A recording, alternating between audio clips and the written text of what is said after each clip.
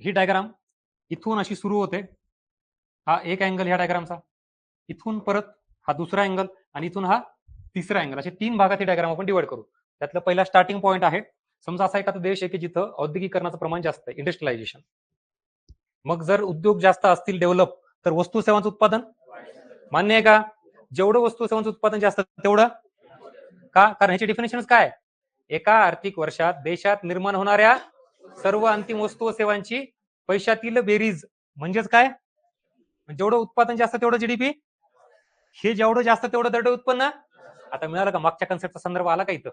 हे कारण जीडीपी वाढलं की दरडोई उत्पन्न पण नियम अटी लागू. काय वाढलं नाही पाहिजे? लोकसंख्या.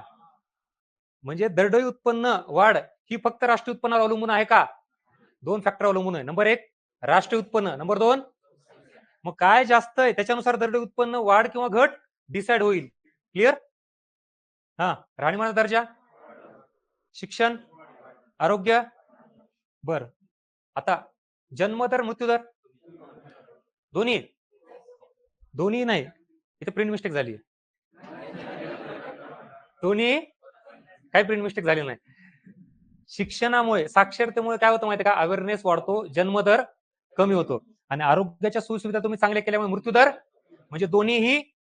आणि म्हणून विकसित देशामध्ये तुम्हाला हे पॅरामीटर दिसतात का? पाठ करायची गरज आहे का आता? कारण तिथे ह्या 2 गोष्टी चांगल्या डेव्हलप झालेल्या असतात. सरासरी आयुर्मान, लाईफ एक्सपेक्टन्सी ही काय असते? आता तुम्हाला ज्याला वाटतं करंट पण ह्याच्यावरच आधारित आहे भाऊ. तू एचडीआय एचडीआयची रँकिंग बघशील ना, तेव्हा मोजके काही देश दिसतात का पहिल्या टॉप 5 ला? त्या टॉप 5 मध्ये हा एक पॅरामीटर आहे का? काही जणांना निकष पण माहिती का नाही? एचडीआयचा निकष काय रे? पहिला सांगा. आरोग्यामध्ये, अरे आरोग्यामध्ये काय विचारात घेतलं जातं? हे इथं झूम करू का? बरोबर. हा. आणि मग ह्या सगळ्या पॅरामीटरला विचारात घेऊन ते देश टॉपला का गेले? कारण तिकडे काय असतं? हे जास्त असतं.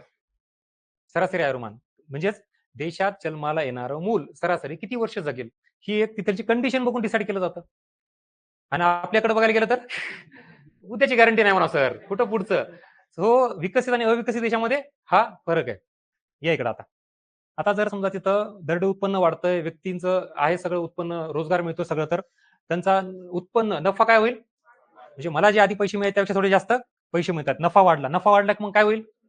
म्हणजे आधी समजा 100 रुपये मिळायचे, मला आता 120 मिळतात. तर मग उरलेले 20 रुपयापैकी मी सगळे सेव्हिंग नाही करणार, पण काहीतरी सेव्हिंग करणार ना.